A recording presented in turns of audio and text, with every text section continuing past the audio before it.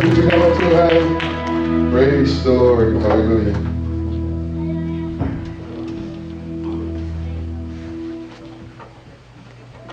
Wah, kalau tahu sudah session terakhir, sudah siap untuk pulang? Belum? Praise the Lord.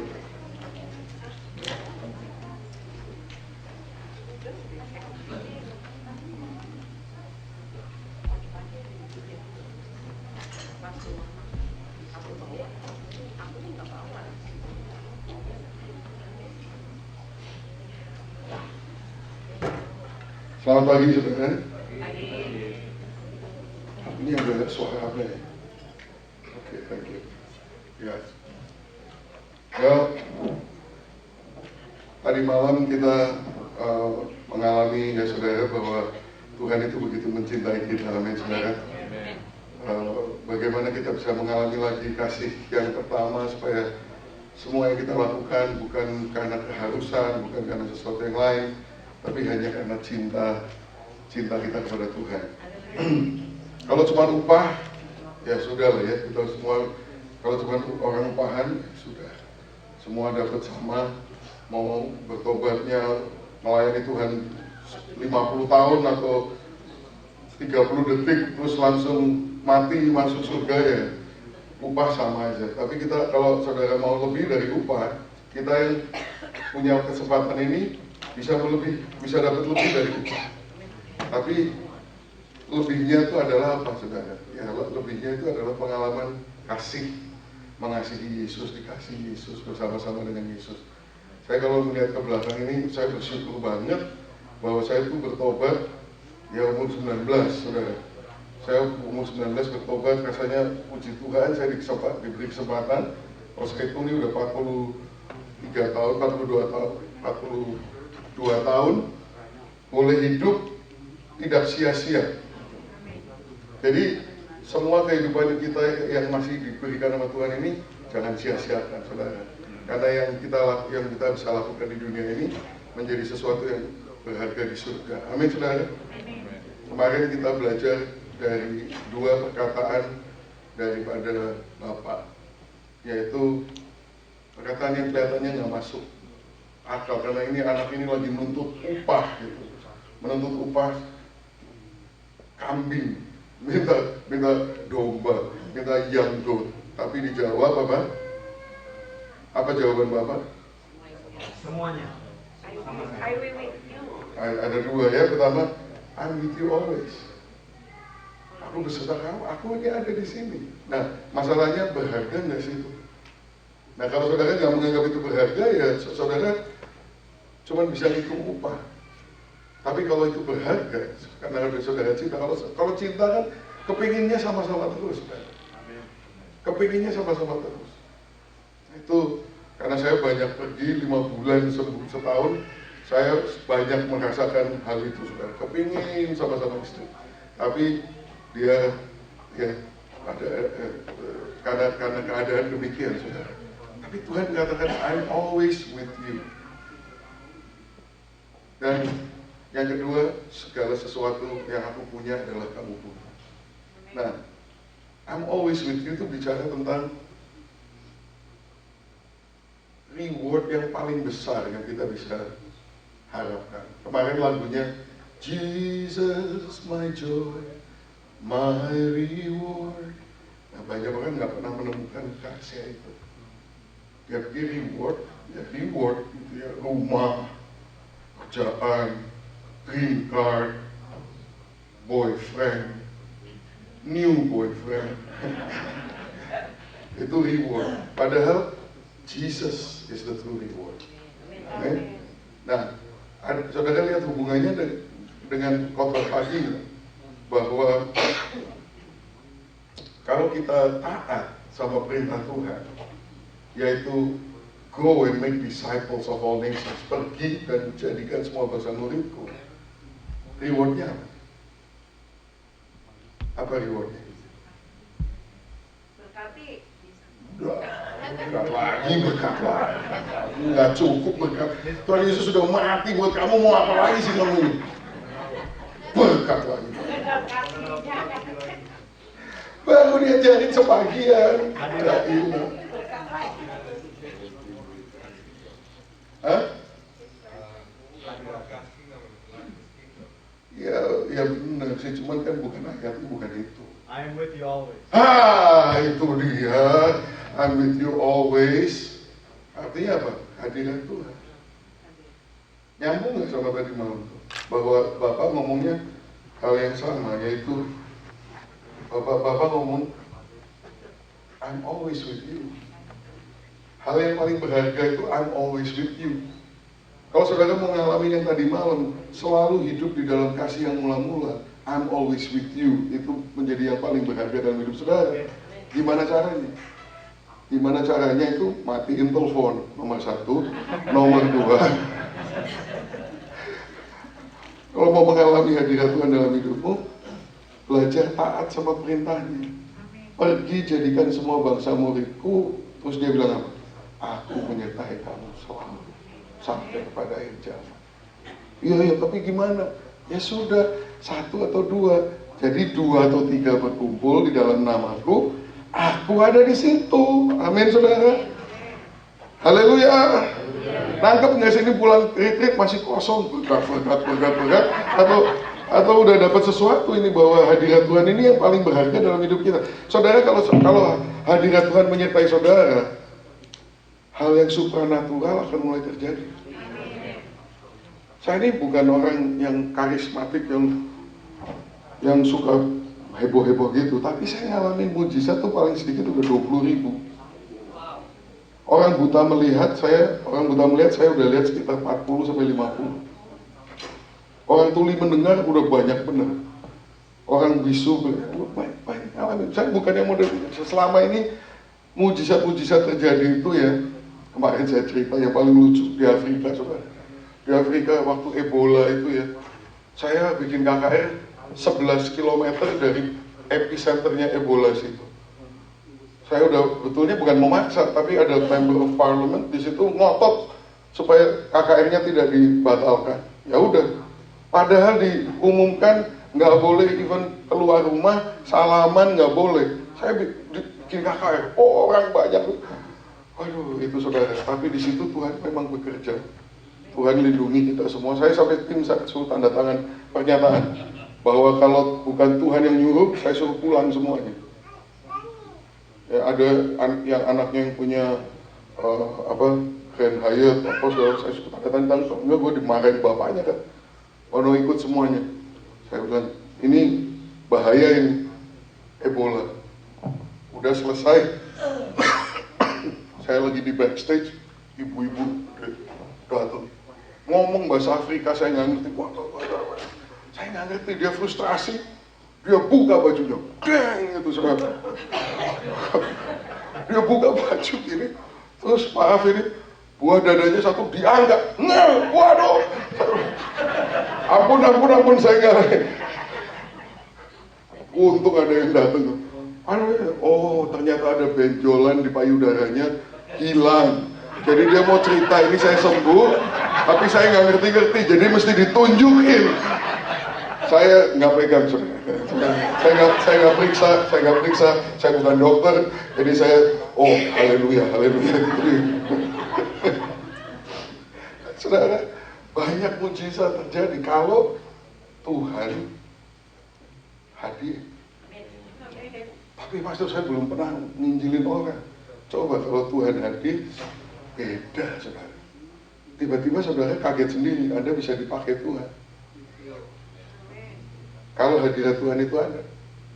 Nah, ini yang saya lagi muridkan ini ya saudara. Saya juga jalanin tiap hari Senin itu hari libur saya outreach kepada orang-orang restoran. Orang restoran kan Minggu nggak pernah ke gereja.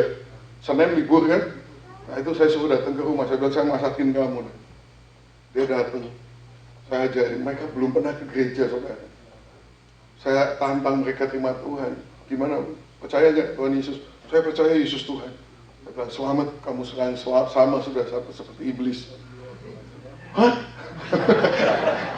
Kok gitu? Lah ya, lu pikir iblis nggak percaya Yesus Tuhan?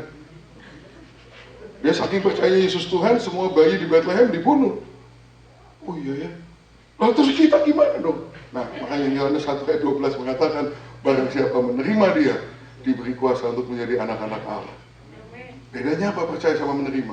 Ya, semua orang, semua iblis juga percaya Yesus Tuhan, tapi kalau menerima artinya menerima ketuhanannya, kedaulatannya di dalam hidupmu. Bahwa kamu ini bukan milik kamu sendiri lagi, tapi kamu ini menjadi milik Tuhan. Tuhan suruh apa? Kamu pergi. Terus saya bilang sama mereka, misalnya apa nih? Dia kan tanya, misalnya gimana? I have a feedback. I got a feedback, a low frequency feedback from somebody. Ya. Jadi saya bilang, contohnya kalau malam ini Tuhan ngomong sama kamu disuruh ke Afghanistan dan pasti mati di sana, lo berangkat nggak? Nah ini orang belum pernah ke gereja sebenarnya. Dan sampai sekarang belum pernah ke gereja juga. Tapi saya, ya. Jadi saya bilang sama mereka, ini artinya menerima ketuhanan Yesus Kristus dalam kehidupanmu. Bukan kehendakmu lagi, bukan kayak orang-orang Kristen yang semua datang ke gereja nuntut mau berkat, minta ini, minta itu, minta ini, minta itu. Ini kamu bukan minta apa-apa, kamu menyerahkan hidup, aku milikmu Tuhan. Nah itu orang Kristen sejati begitu. Oh gitu. Sejam kemudian mereka mengatakan, ya saya mau. Habis itu pelajaran berikutnya kan saya pakai itu come, saudara. Ya, dari discipleship journey kita. Pelajaran berikutnya kan water baptism. Tapi saya nggak ajarin. Bacaan ayat saya bilang kamu baca aja Roma 6 ayat 1-14. Minggu depan kamu cerita sama saya apa maknanya. Saudara, ini saya kasih contoh ya gimana caranya memuridkan. Very simple. Kalau saudara mau lakukan, bahannya udah ada, come, itu ajarin atau suruh dia baca sendiri, suruh dia ngajarin ke saudara. Lebih gampang. Tapi ya make sure you udah ngerti juga. Jadi kalau dia ngaco jangan kamu mengatakan amin. Terus sama-sama ngaco. Itu dimuridkan, bukan memuridkan. Nah, saya bilang kamu baca sendiri. Nah dia baca, dia bikin PR hari Sabtu, kan hari Senin mau ketemu saya. Hari Minggu dia buka toko, kebetulan sepi, pegawainya baru orang Muslim. Nanya, Pak, kalau orang Kristen itu terima Yesus dapat apa sih? Dia baru aja baca Roma 6. Wah, dia siap bener, udah bikin PR, udah tulis catat-catat, ditanya itu kan pucuk dicinta ulang tiba gitu kan ya. Wah, langsung dia khotbah, saudara. Bayangkan ini belum dibaptis ini. Belum dibaptis, baru pelajaran baptisan, tapi ditanya dia khotbah. Wah, sampai dia doakan orang Muslim itu. Senin datang ke saya, senengnya nggak karuan, saudara. Semangatnya luar biasa. Dia bilang, saya belum pernah membagikan firman Tuhan. Ini pertama kali. Orang tanya saya bisa jawab. Waduh, nah itu loh, memuridkan tuh begitu. Saya nggak mau khotbah, karena saya tahu, saya khotbah lumayan lah. Orang itu suka dengar khotbah saya. Saya nggak mau dia jadi suka dengar khotbah saya. Itu addiction yang tidak sustainable, saudara. Karena saya cuma satu orang dan saya nggak mau tinggal di rumah dia. Ya. Jadi saya nggak mau membuat dia addicted dengan my sermon. Makanya saya suruh dia baca firman sendiri. Saya coaching, ya ini benar, ini nggak benar. Supaya dia hook dengan firman Tuhan sendiri. Supaya dia tuh menjadi murid, bukan menjadi pengikut. Beda loh murid sama pengikut. Pengikut itu ngikut karena ada yang dimauinya. Kalau murid dia mau menjadi seperti gurunya. Beda. Makanya kita harus jadi murid dan kita harus memuridkan. Amin saudara. Kalau saudara taat sama firman Tuhan, pergi menjadikan semua bangsa muridku, maka hadiratnya berserta saudara. Kalau hadiratnya berserta saudara, saya jamin saudara kan mulai mengalami hal-hal yang heran, hal-hal yang luar biasa. Dan itu akan membuat saudara akan penuh dengan gairah dan berapi-api kepada Tuhan senantiasa. Saya sudah buktikan 40 tahun lebih, saya selalu berapi-api. Kenapa? Bukan karena saya hebat, tapi karena hadirat Tuhan menyertai kehidupan saya. Kenapa hadirat Tuhan ada dalam hidup saya? Karena saya melakukan yang disuruh saya lakukan. Suruh memuridkan, ya udah memuridkan. Pertamanya nggak ngerti mau gimana, tapi ya jalan aja. Follow me as I follow Christ. Amin saudara. Cukup sederhana sebetulnya. Nah kemarin malam janji dari perkataan Bapak itu kan luar biasa. Aku selalu bersama dengan kamu.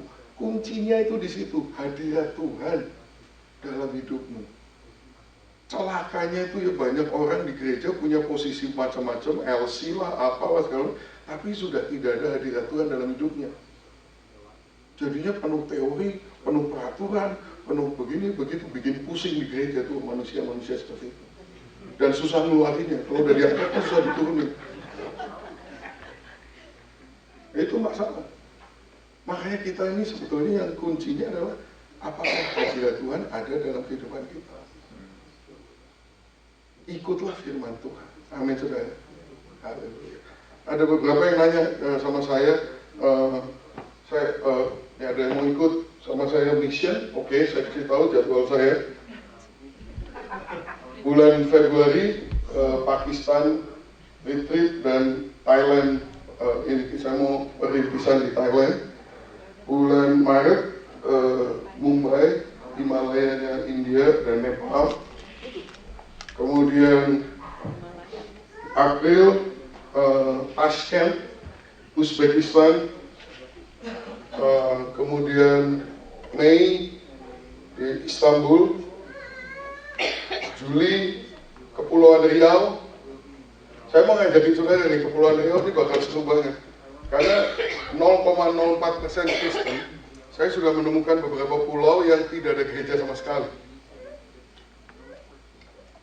100% Muslim. Sekarang saya lagi merintis, sudah mulai merintis di sana, cari cara bagaimana bisa masuk dan tinggal di sana, diterima sama masyarakat. Saya udah ada yang saya utus ke sana. Jadi sekarang lagi melakukan business development yang kelihatannya bisa dilakukan, jualan air galonan karena di sana air susah. Saya udah kirim sampel air ke lab di Bali untuk dibuat suatu mesin filtrasi yang cocok untuk pulau itu, dan nanti kita mau bikin air galonan di sana supaya bisa mulai pemuritan one on one. Gitu. Nanti kita akan datang ke sana, bikin konsep, ya mungkin nggak bisa langsung menginjil. Saya lagi bikin konsep kebangsaan, pakai lagu-lagu. Saya lagi bikin cerita musikal yang mengenai perjuangan Indonesia gitu ya, sepasang mata bola, sapu tangan gitu ya, terus Indonesia pusaka gitu, lagu-lagu gitu dirangkai dengan narasi bicara tentang pahlawan itu apa. Jadi pahlawan itu seorang yang berkorban bagi kepentingan orang lain, kepentingan tanah air. Terus saya mau paralelkan, kita punya tanah air yang kekal namanya surga, dan ada pahlawan yang mengorbankan segalanya untuk supaya kita bisa di tanah air yang sejati itu, namanya Yesus. Doakan saudara supaya ini jadinya bagus. Saya lagi arrange pakai Ableton gitu ya semuanya. Saya lagi bikin konser kebangsaan saudara. Itu nanti di Kepulauan Riau bulan Juli. Agustus kita ada conference kita di Bandung. Habis itu bulan Oktober Afrika, Somalia. Yang April di Nepal ini cukup interesting. Ini saya tunjukin.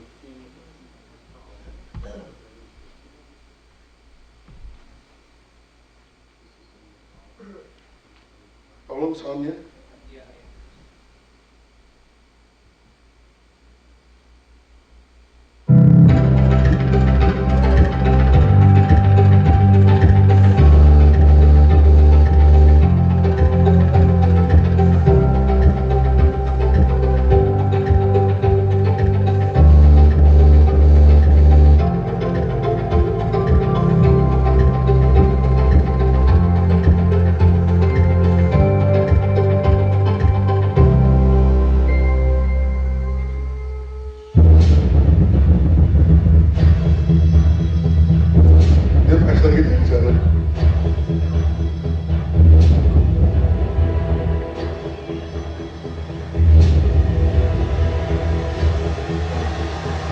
Kita bakal naik sepeda sebenarnya.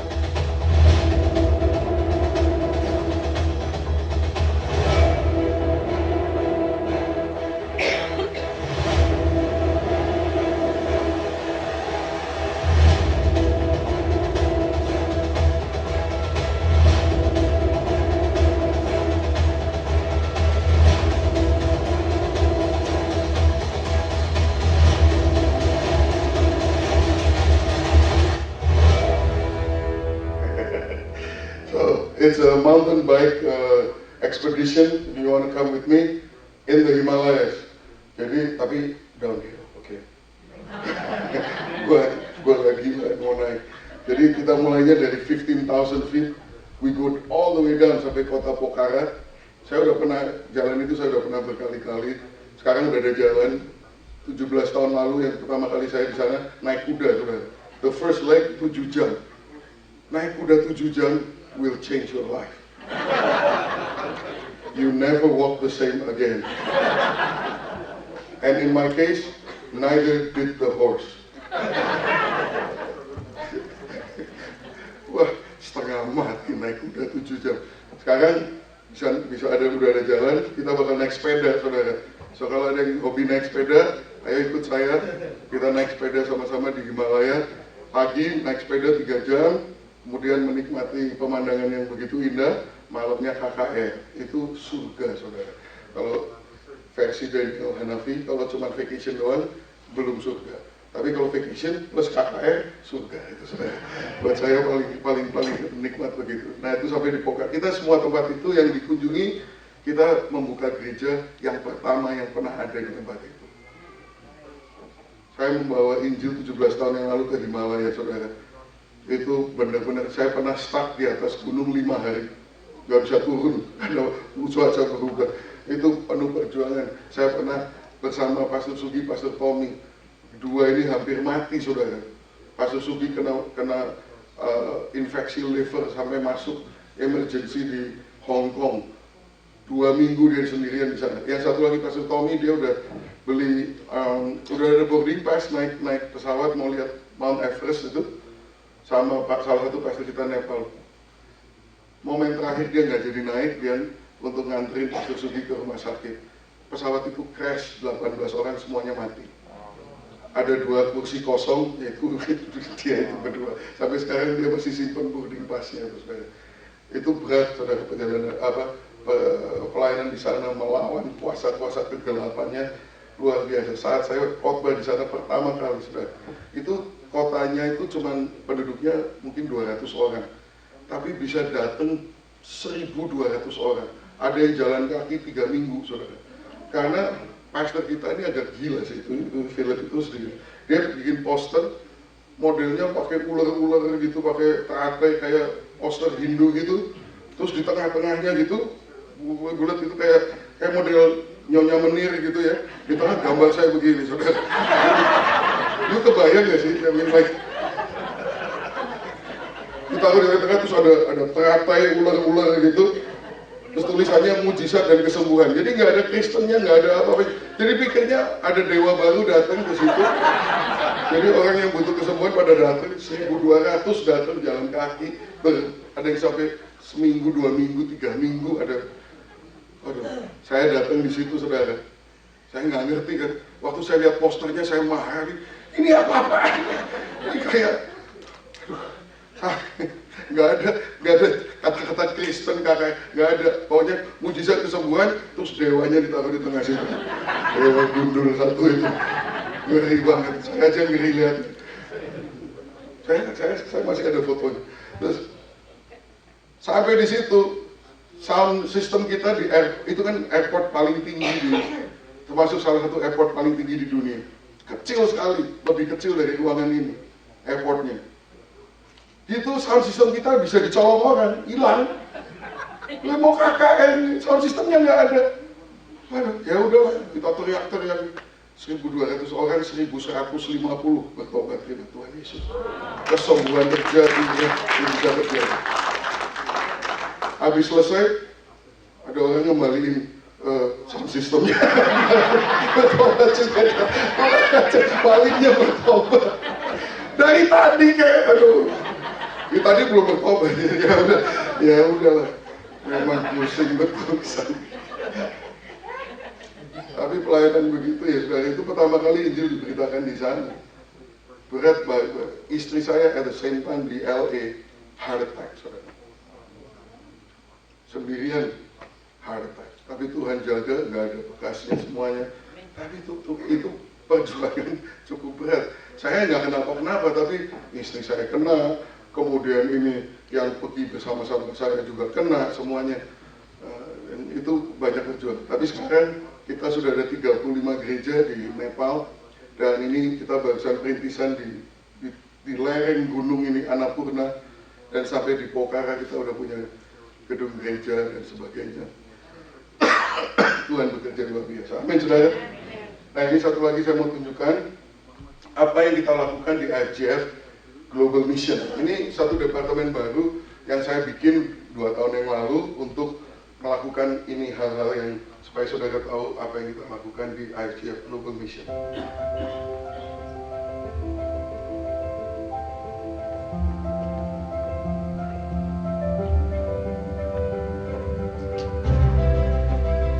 Hello, this is Pastor Daniel Hanafi. In 2021, we created a new department in IFGF Global. It's called IFGF Global Missions. And IFGF Global Missions has 3 objectives. Number 1 is to open up new IFGF churches all over the world in new countries. Second, IFGF Global Missions assists all IFGF churches to reach the unreached peoples within their vicinity. And third, IFGF Global Missions helps IFGF churches to be missional and on the cutting edge. So let me share with you what has been accomplished these 2 years. Number 1, opening new IFGF churches in new countries. Right now, IFGF is in 60 countries of the world, 30 of which were opened in the past 3 years.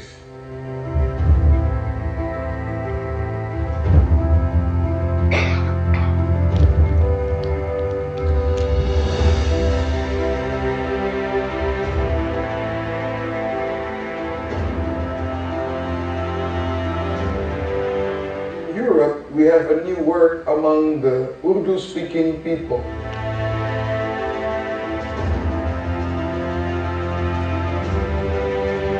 Number 2, helping IFGF churches reach out to the unreached peoples in their region. By definition, any country or area that has less than 2% Christian population is considered unreached. That means the Christian population is not big enough, has not reached critical mass to be able to reach their own people. So outside help is needed. Here are the areas that we're working among the unreached.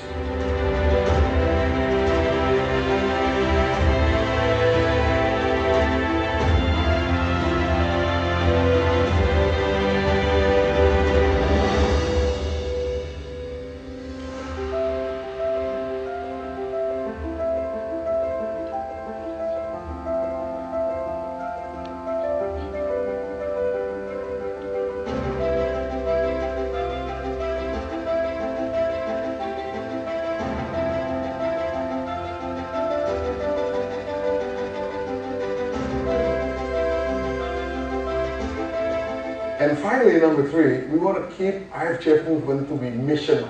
We do not want to ever turn inward and become self-centered, but we want to be on the cutting edge of missions. We have initiated Islands Missions this year in order to make it easy for churches to send their own mission team to the islands.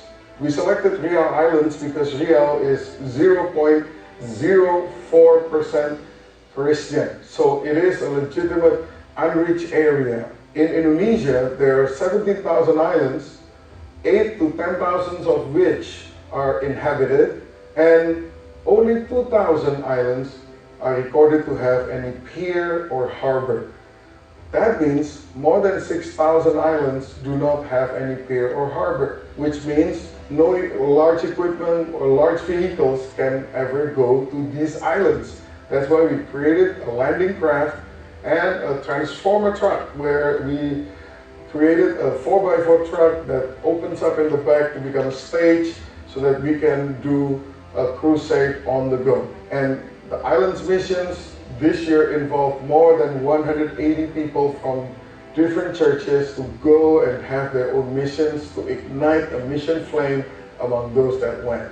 Saya Indra Puspa, saya membawa tim dari FGF Semarang di Island Mission kali ini di batch ketiga, berjumlah 16 orang. Kami sangat diberkati selama Island Mission ini. Saya bersama tim banyak melihat desa-desa terpencil yang sangat sulit dijangkau perjalanannya. Kita belajar banyak sekali waktu kita pergi ke 2 pulau dan mampir ke beberapa tempat, beberapa desa. Kita ketemu dengan orang-orang di sana.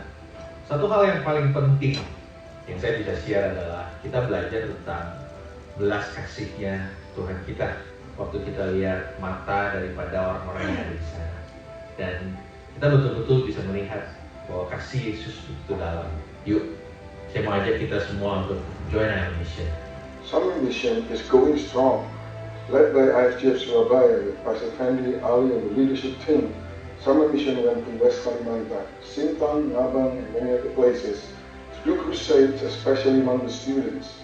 They hold youth seminars, built libraries, even renovated and painted schools. Next year, Island Missions and Summer Mission will be going under the same banner, which is Summer Missions. And together, we will provide many opportunities for all IFGF churches who send their own mission teams so that every IFGF church can remain missional. Also, to help IFGF churches, we have created IFGF College. It's a 2-year Bible college, in person as well as online, in order to equip future IFGF pastors to make sure that they are all firmly rooted and built on the mission, vision, and values of IFGF. How is all these things funded? Believe it or not, all this work is funded by donations and fundraisings. And thank God also for partnerships, such as Pastor Herman Ong in Austin, Texas, who takes care of our work in Africa, or Pastor Sugi in Pinol, who takes care of our work in India, Bangladesh, Bhutan, and Nepal, and many more pastors who are chipping in for the work of the kingdom. Praise God for His blessings upon our work so that we can bear so much fruit for the kingdom. It is only by His grace. We invite your partnership, we invite your help, we invite your prayers so that together we can expand our work and cover this earth with the good news of Jesus Christ and reap a bountiful harvest for the kingdom. God bless you. Amen.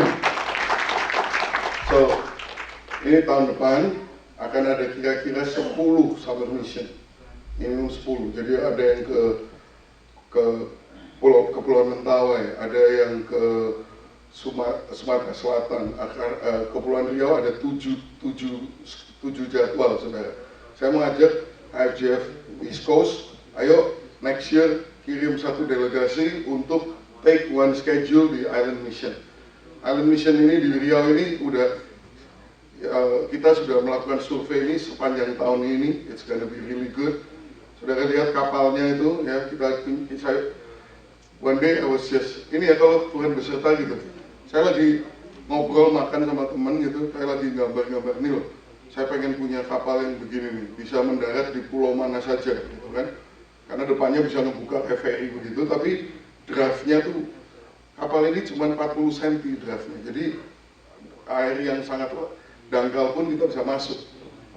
Saya mau taruh truk di atas itu yang belakangnya bisa dibuka jadi panggung, bisa KKR gitu. Saya gambar-gambar gitu, terus teman saya bilang, oke, gue bayarin. Oke, ya, maka jadilah ini, saudara. Kapalnya itu saya yang desain sendiri. Jangan khawatir, I'm a mechanical engineer, gitu ya. Dan saya sudah make sure, sudah saya uji coba sendiri, tidak bisa tenggelam. Kapal ini tidak bisa tenggelam. Karena apa? Karena di bawah daknya itu semuanya rapat, itu udah kayak balon gitu sudah di situ. Jadi air mau masuk nggak akan tenggelam. Saudara, ini kapal bisa bawa truk. Truknya itu saya bikin, saya lift up 3 inci. Saya dari dulu pengen mainan off-road, tapi tidak pernah punya alasan yang tepat. Gitu. Sekarang saya punya alasan itu. Saya pergi masuk ke pulau yang nggak ada jalan, sama sekali nggak ada jalan. Orang belum pernah lihat mobil. Saya masuk sana buka KKN, seru banget, seru banget. Plus saya beli 2 motor trail. Jadi kalau kita pergi itu kapal itu bawa truk sama motor trail 2. Waduh, udah deh. Saya kayak koboi aja. Tapi untuk pelayanan Tuhan Yesus.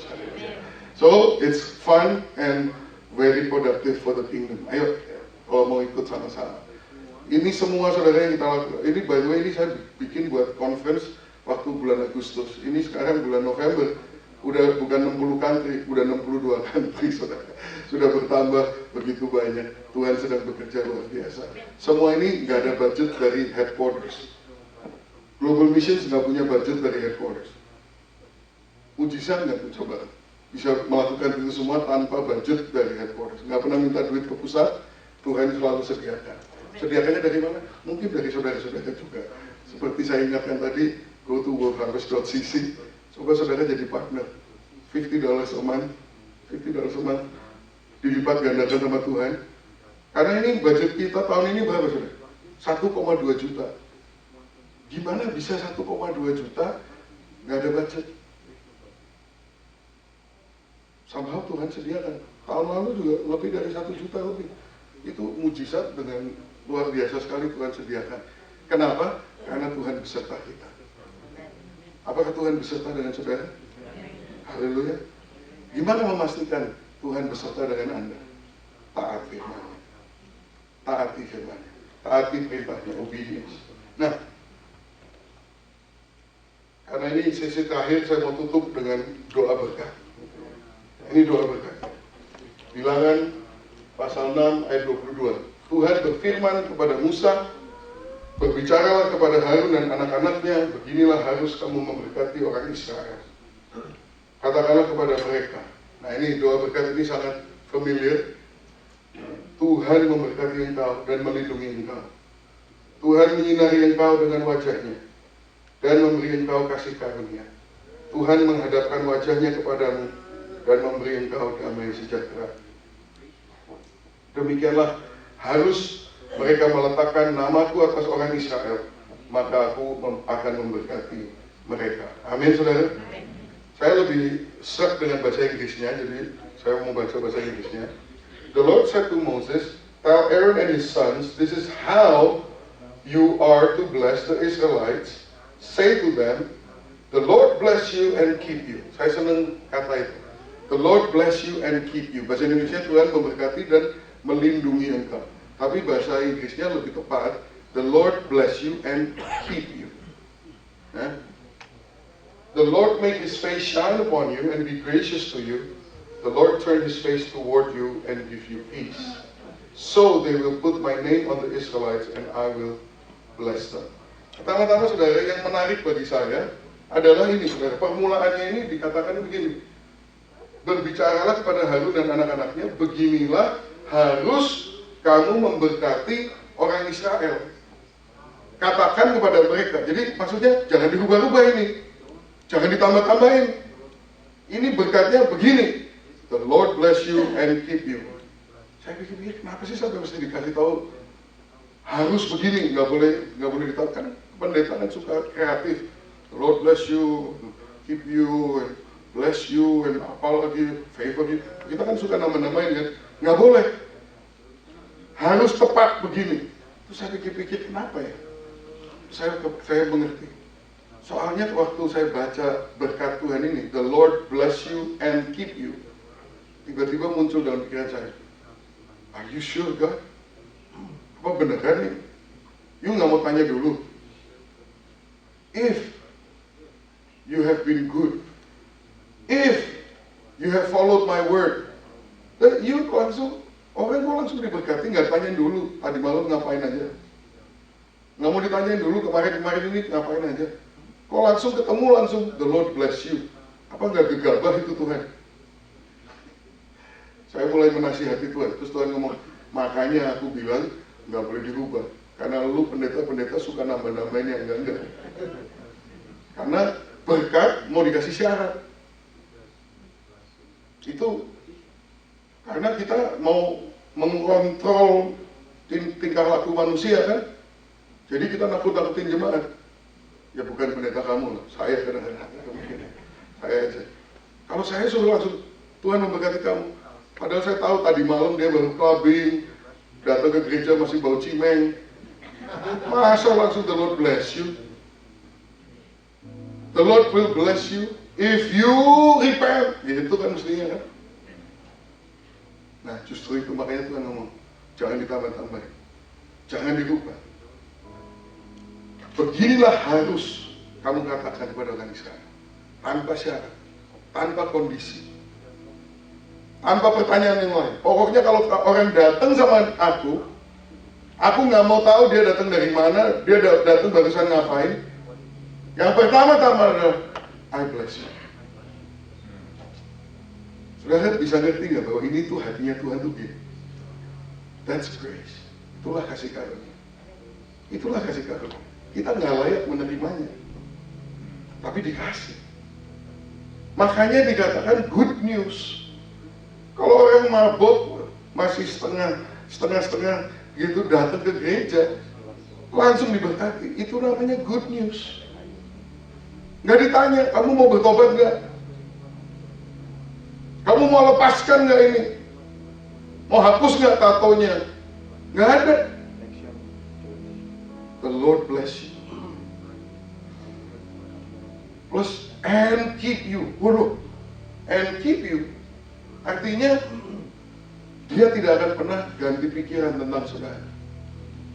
He will never change his mind on you. You are his forever. Engkau menjadi miliknya selamanya. Aku nggak perlu takut. Suatu saat aku dibuang nggak ya? Suatu saat aku akan ditolak nggak ya? Nggak akan pernah. Nggak akan pernah. The Lord bless you and keep you. Coba resapi sebentar makna hal ini. Inilah hati Tuhan kepada kita. Kalau saudara datang menghadap Dia, apapun yang sudah terjadi, apapun kesalahan yang saudara buat, tidak ada kata-kata lain kecuali I bless you and I keep you. Begitu baiknya Tuhan. Terus dia tambahkan, the Lord shine His face. Dia menyinarkan wajahnya kepada. Saya masih ingat waktu saya masih kecil, kalau papi saya sih sibuk, nggak pernah berhenti merokok, sibuk. Saya kadang-kadang datang ke kantornya, happy, bunyi, nggak hai, cuma bunyi doang. Gitu. Tapi kalau mama saya lain, mami saya dokter gigi, sibuk sekali gitu ya. Tapi dia kalau pulang dari dinas itu jam 2, dia makan siang itu 2:30 gitu. Jam 3 nanti praktek lagi. Tapi dia lagi makan itu saya datang, emang dia berhenti, dia langsung kayaknya wajahnya bersinar, kayaknya seneng banget gitu lihat saya. Padahal saya ini ya begitulah gitu ya. Tapi bagi mami saya ini saya selalu membuat sukacita buat dia. Saya sampai detik ini masih ingat wajah mami saya bersinar tiap kali dia lihat saya. Itu namanya favor, artinya favor. Tuhan itu tiap kali lihat saudara itu begitu saudara. Wajahnya bersinar karena dia senang sama saudara. Dia cinta sama saudara. Nggak pernah wajahnya itu asam, kecut karena saudara baru berbuat apapun juga. Setiap kali saudara datang sama Tuhan, wajahnya bersinar. Di Kidung Agung dikatakan, merpatiku di celah-celah batu, perdengarkanlah suaramu dan perlihatkanlah wajahmu. Itu loh Tuhan itu begitu. Hati Tuhan terhadap kita begitu. Ayo, aku mau dengar kamu, aku mau lihat kamu. Dia nggak pernah jemu sama kita. Dia sayang sama kita. Amin saudara. Tuhan menghadapkan wajahnya kepadamu dan memberi engkau damai.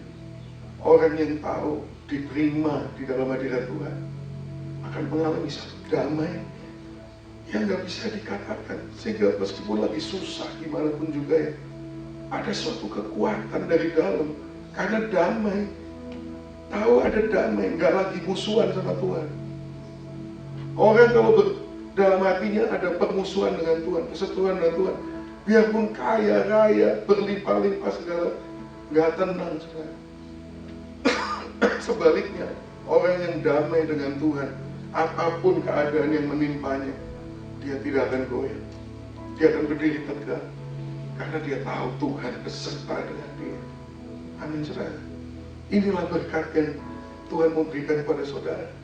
Jadi pada akhir dari retreat ini, nanti saya akan berikan, saya nggak akan tambah-tambahin apa-apa. Saya akan cuma ucapkan dan saudara terima, saudara. Ini yang Tuhan mau katakan kepada kita. The Lord bless you and keep you. Haleluya. Aku nggak akan pernah dibuang. The Lord shine His face upon you. Dia selalu bersinar wajahnya kepada engkau. And be gracious to you. The Lord turn His face toward you and give you peace. Nggak ada yang lebih berharga dari itu. Haleluya. Saya bisa berhenti di sini, tapi karena masih ada 11 menit 30 detik, saya harus teruskan.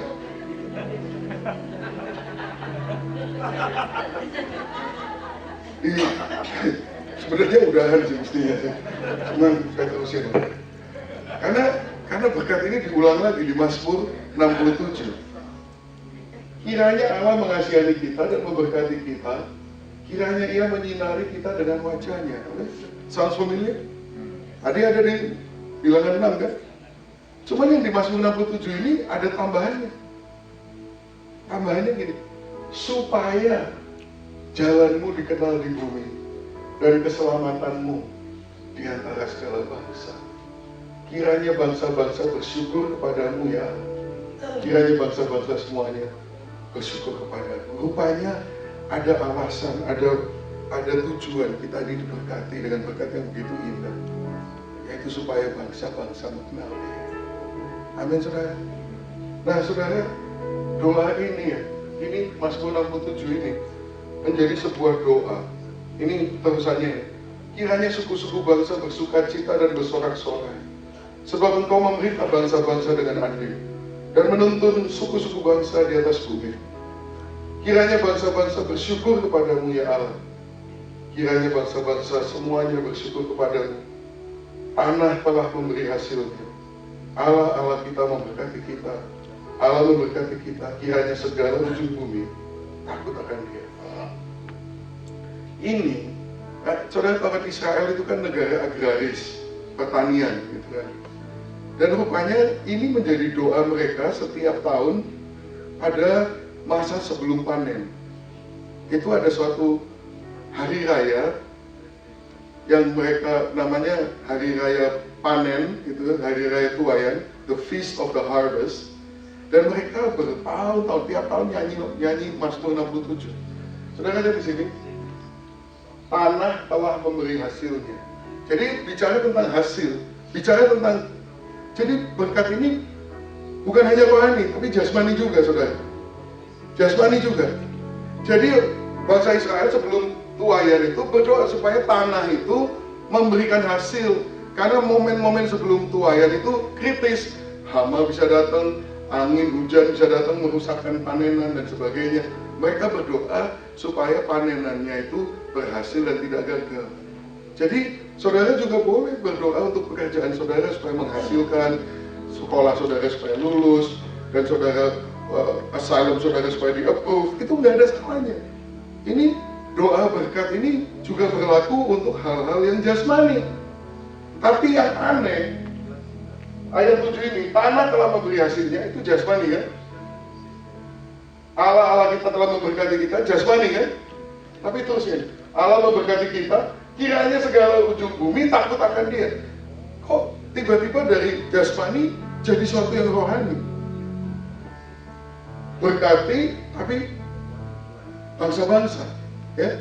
Rupanya Allah itu sedang melatih bangsa Israel dengan suatu yang namanya objective lesson. Artinya mengajarkan suatu prinsip rohani dengan cara memberikan ilustrasi yang jasmani.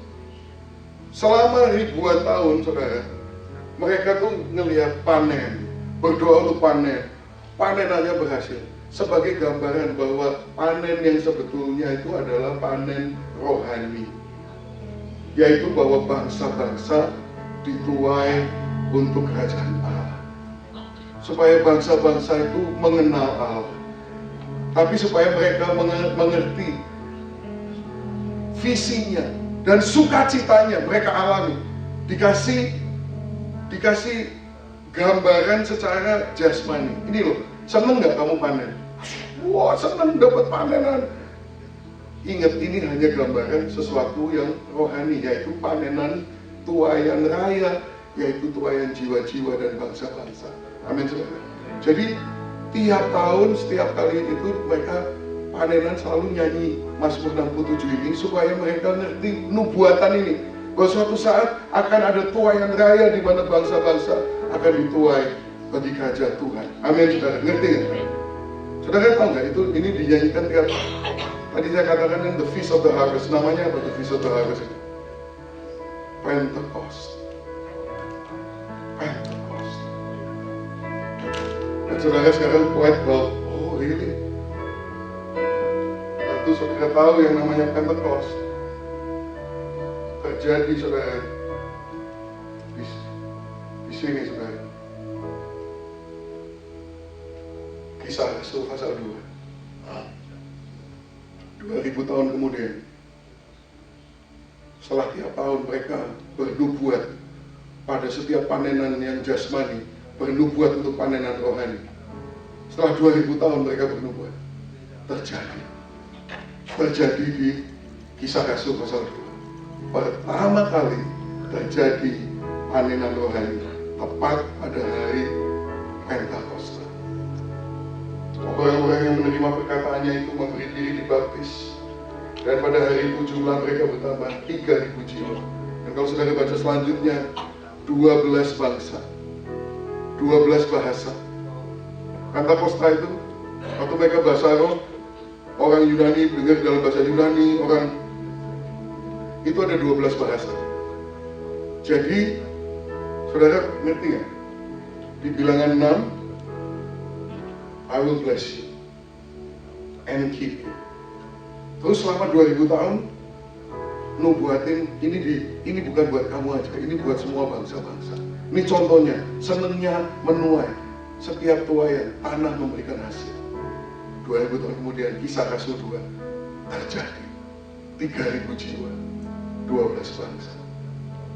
Tapi belum selesai, saudara. Nanti suatu saat Wahyu 7 ayat 9. Kemudian daripada itu aku melihat sesungguhnya suatu kumpulan besar orang banyak yang tidak dapat terhitung banyaknya, dari segala bangsa dan suku dan kaum dan bahasa, berdiri di hadapan takhta dan di hadapan anak domba, memakai jubah putih dan memegang daun-daun palem di tangan mereka. Haleluya. Saudara lihat apa yang terjadi di sini. Kamu bangsa pilihanku, aku memberkati kamu. I bless you and I keep you. I shine my face towards you and give you favor. 2000 tahun bernubuat setiap panenan supaya ngerti sukacitanya menuai. Terjadi Kisah 2. 3.000 jiwa, 12 bangsa. Nah sekarang Wahyu 7 ayat 9 di sebelah sini. Dari 3.000 jiwa jadi berapa? Suatu jumlah apa? Yang tidak dapat terhitung banyaknya. Dari 12 bangsa menjadi apa? Halo? Segala bangsa. Saudara lihat nggak apa yang sedang Tuhan lakukan? Nah saudara sekarang ada di mana? Ada di sini. Ini Kisah 2 di sini, Wahyu 7 di sini, kita di tengah-tengah. Amin saudara. Tapi saudara tahu arahnya kemana? Dari 12 bangsa akan menjadi segala bangsa. Dari 3.000 jiwa akan menjadi jumlah yang tidak terhitung banyaknya. Berarti apa? Kalau mau sukses dalam hidup ini, ikuti jalannya Tuhan. Jangan jalan ke sana, jalannya ke sini. Semua yang saudara lakukan kalau paralel dengan jiwa, menjangkau jiwa dan menjangkau bangsa-bangsa, pasti akan mengalami peningkatan dan keberhasilan. Halo, amin saudara. Saudara, lakukan dalam kehidupanmu masing-masing. Maka saudara akan mengalami kemuliaan demi kemuliaan demi kemuliaan. Jalannya ke situ. pastikan bahwa prioritas pertama dalam hidupmu jiwa-jiwa dan bangsa-bangsa. Amin, saudara. Tapi bisa saudara lakukan. Di sekitar Anda sudah ada bangsa-bangsa. Teman-temanmu kerjaan itu dari berbagai bangsa. Dari Meksiko, where's my Mexican friend? Ada di sini. Banyak. Di Scranton dari berbagai bangsa. Haleluya. Kita bisa lakukan. Muridkan. Go, make disciples of all nations. That's the mandate. Saudara sudah lihat sendiri, akan terjadi. Mari kita bangkit berdiri. Haleluya. Kita akan mengambil perjamuan kudus. Kita akan menyanyikan sama-sama. Tuhan, inilah hidupku. Ku persembahkan kepadamu. Ku serahkan kepadamu. Segala cita-cita, masa depanku, jadikan milikmu. Kita minta singgah dong. Haleluya. Tadi pagi merdu-merdu sekali tuh suara-suara ibu-ibu dan adik-adik. Puji Tuhan. Siap saudara? Saudara punya visi mau turun dari gunung ini? Saudara punya visi kembali ke kota masing-masing? Retreat bukan hanya escape. Retreat adalah training camp. Amin saudara. Anda sudah diperlengkapi, sudah diberikan visi baru. Mari kita kembali ke tempat kita masing-masing dengan suatu semangat kemenangan, semangat perjuangan dan semangat kemenangan. Haleluya. Sebentar lagi kita akan ambil bagian dalam perjamuan kudus. Satu hal yang menarik dalam perjamuan kudus ini ya, roti dan anggur itu begitu dimakan menjadi satu dengan kita, nggak bisa dipisahkan kembali. Mau dioperasi juga nggak bisa.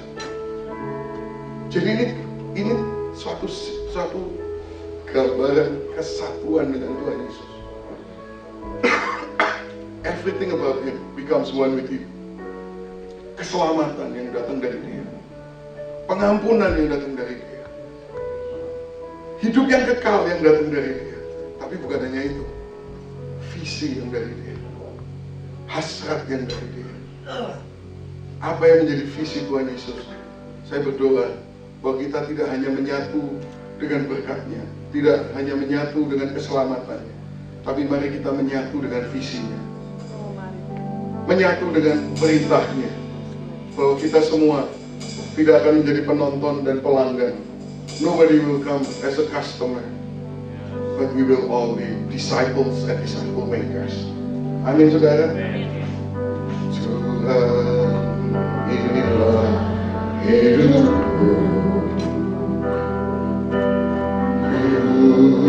serahkan padamu segala cita-citaku, masa depanku, jadikan milikmu.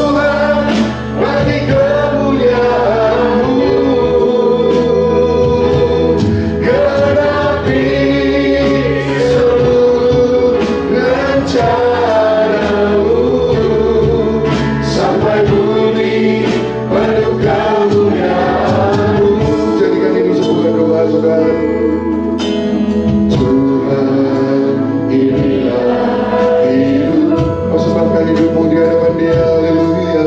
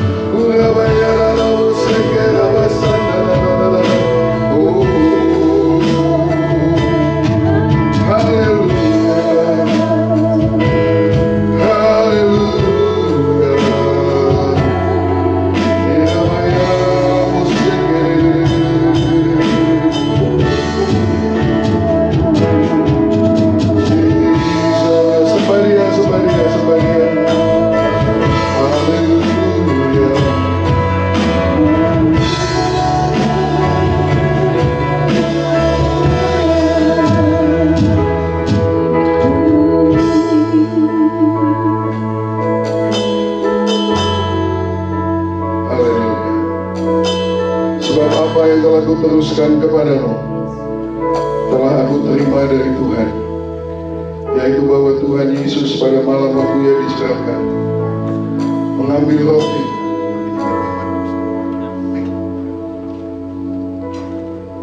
dan sesudah itu ia mengucap syukur atasnya.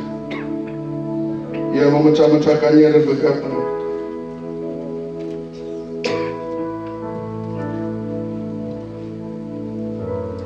inilah tubuhku yang diserahkan bagi kamu. Perbuatlah ini menjadi peringatan akan aku. Saudara, kita angkat roti ini di hadapan Tuhan. Inilah perlambang daripada tubuh Yesus Kristus yang Dia korbankan buat kita untuk membeli suatu masa depan yang baru bagi kita, masa depan yang tidak dibelenggu oleh dosa, suatu masa depan yang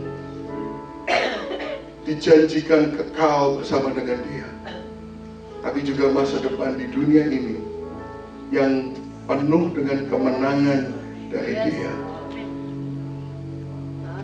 Dia memberikan visinya, mempercayakan visinya kepada saudara. He entrusts His vision to you and to me.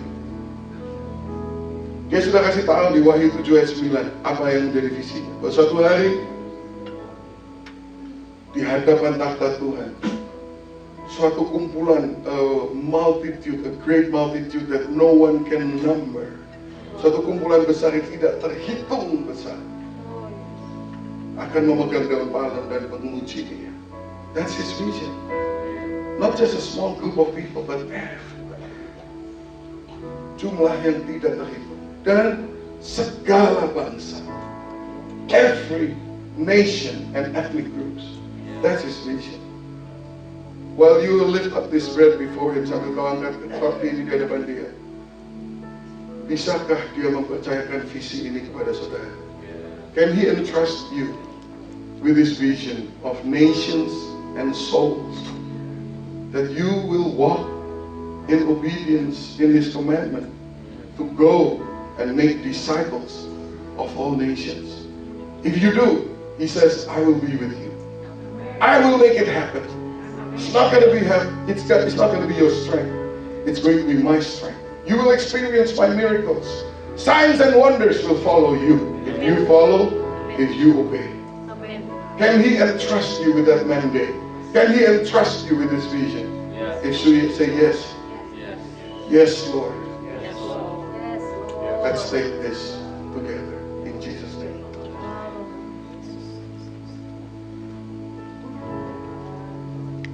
Demikian juga Ia mengambil cawan sesudah makan lalu berkata, cawan ini adalah perjanjian baru yang dimeteraikan oleh darahku. Perbuatlah ini setiap kali kamu meminumnya, menjadi peringatan akan aku. Sebab setiap kali kamu makan roti ini dan minum cawan ini, kamu memberitakan kematian Tuhan sampai Ia datang. Dia bertanya, maukah engkau setia memberitakan kematian Tuhan sampai Ia datang? Are you willing to be faithful to share this news that He died for all mankind until He comes? With every breath, oh Lord, with every breath. Dengan setiap nafasku Tuhan, aku akan memberitakan kematian-Mu sampai Kau datang. Dalam nama Tuhan Yesus, mari kita minum bersama.